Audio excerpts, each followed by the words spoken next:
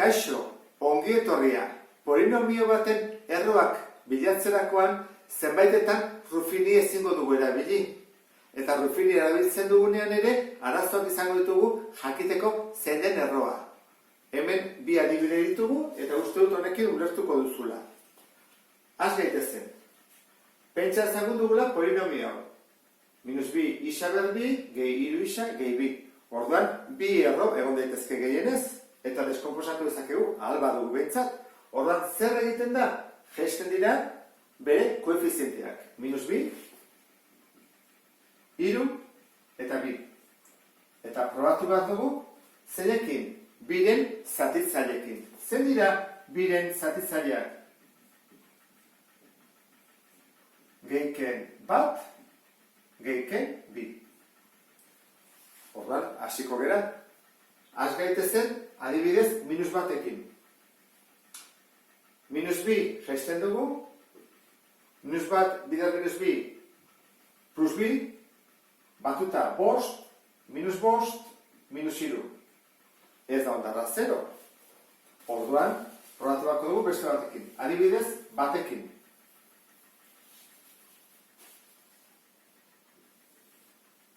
Jaisten dugu, -b. Bat bidar minus bi, hemen atatzen da bat bidar bat, iru. Edez, orduan da, edo bi, edo -b. Probatu ezagun adibidez, birekin. Jaisten dugu, -b.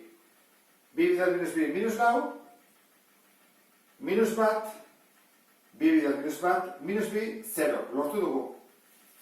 Horrek zesan nahi du, deskonposatu dezakegula. Jar dezakegu, erantzara.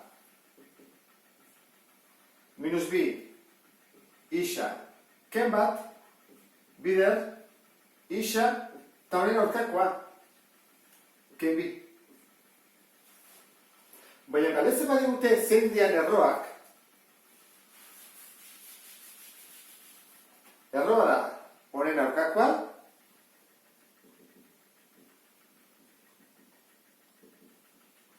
bi, eta bestea, nola kalkulatzen da erroa isak hemen koefizientean -b duenean. Egiten da erantara, -b isa, eta gero hemen dugu ken bat, eta zatitu behar ditut biak, zenbaki berdinarekin. Eta lortu behar dut hemen, koefizientea bat. Zerkin zatitu beharko dut? -bkin. Hemen erai orduan, -bkin. Biak. -b zati -b, bat. Horran hemen dago isa. Eta hemen, minus eta minus, plus. Horran da, erdi bat. Zer esan edu, zein da erroa, honen aurkakoa izango zateke, minus erdi bat. Ulertu duzun bezala, erroa kalkulatzea pixka zailago da, kaso batzutan. Eta horren, bigarren adibidea ikusiko dugu. Koefizienteak dira 6, bat eta minus bat. Horra jarrezagun, 6, bat eta minus bat. Eta zen dira bere zatitzaileak, azkenekoa, gai askarenak, zatitzaileak, minus batenak dira edo plus bat, edo minus bat. Probatu beharko dugu, batekin edo bestarekin, ea zegertatzen da. Batekin, nik bat jartzen badut, 6, 6, zazpi, 6. Ondarra ez dugu 0 batera. Probatu beharko dugu orain, minus batekin. 6, minus bost, lau. Edez. Orduan, Ruffinirekin ezin dugu egin. Hortarako dugu beste formula hau. Zer esaten dugu?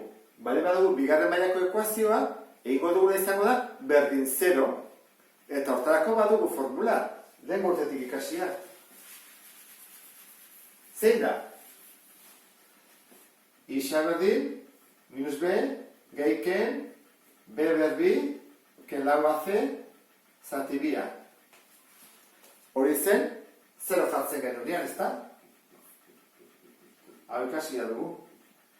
Guk berritzen dugu 0kin, hau da, eman bat dugu balio zenbakizkoak 0, Eta horren, atazakegu bere arroak zeintzu diren. Hoi egingo dugu. Hasiko gara. Zein da A, zein da B, eta zein da C. A da 6, B da 1, eta C da -1. Honek lan gehiago ematen du. Rufinirekin errexagoa da. Baina ez bada rufini ateratzen, formula erabili beharko dugu. Erroak aurkitzeko. Horren, isa berdin. -B, horren beren aurkakoa. -1. Gehiken. B berbi, bat bider bat. Ken, lau, bider A, bider C, -1. Eta behan da, bi biderra. Bi bider C. Hau izango litzake erontara. -1, gehiken, erroan barruan, gelditzen zaigu. Hasiko gehiago egiten, 6 bider -1, -6, bider -4, 24. Hau dena da 24, gehi bat 25. Eta bi bider 6 amabi. 25 edarro kuadroa, bost. Horren hemen jarretuko dut, isa berdin, -1, gehiken, bost, zati amabi. Hemen bi bide daude, guatzen zara ez da? Izango zateke, isa bat, berdin. -1, gehi bost, lau, amabiren, eren bada, simplifikatuta, eta bigarren soluzio izango zateke kenketa. -1, ken bost, -6, zati amabi, -erdi bat. Hau dira erroak. Eren bat, eta -erdi bat. Egin dezakegu horren deskomposatuta utzi, erroak aurkitu ondoren, bai, eta hortarako dugu hau. Hasiko gero duan. Zer jartzen da lehenengo? Koefiziente nagusia. Zein hemen koefiziente nagusia? Maila altuenaren, monomioaren, koefizientea, 6, horren jango dugu. 6 bider. Isa. Lehenengo erroaren aurkakoa. Honen aurkakoa. Plus eta zaigu. Horren jarri bat dugu minus. Bider. Isaken, bigarren erroaren aurkakoa. Minus eta zaigu, plus. Hau pixkat itxusi doa, ezta? Konponduko dugu. Hasiko gara orduan. 6 deskonpasatu dezakegu, 2 bider hiru. Ezta? Horra izango ezatiko dela, 2 bider hiru, eta hemen dugu, isa ken eren bat, bider, isa gehi erdi bat. Egin dezakeguna da, bi hau horrea eraman. Badakizu, biderketak daudenean, trukakorra dela, nahi dugun ordenean jarri dezakegu, horrean bi horrea eramaterakoan, zer hortzen dugu? Bidertzen hastean. Horrean, 3 bider isa, 3 isa. Ken, 3 bider eren bat, egiten da hola, batu, pixkat azkarri dut. 3 eren, oso bat. Eta hemen berri gertatzen da, 2 bider isa, 2 isa, eta 2 bider erdi bat, oso bat. Biderketa eginez. Orduan, hau jarri berdian, lortu ezakegu jartzea erontara. 3 isa, ken bat, eta 2 isa gehi bat. Honekin lortu duguna izan da polinomioa deskomposatzea.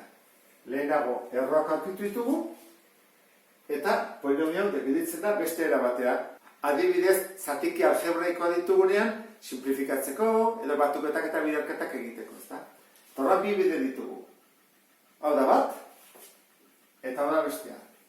Edo Rufinirekin egiten dugu, edo bigarren mailako ekuazioen formularekin. Eta ondo ulertu duzulakoan, beste bat arte, agur.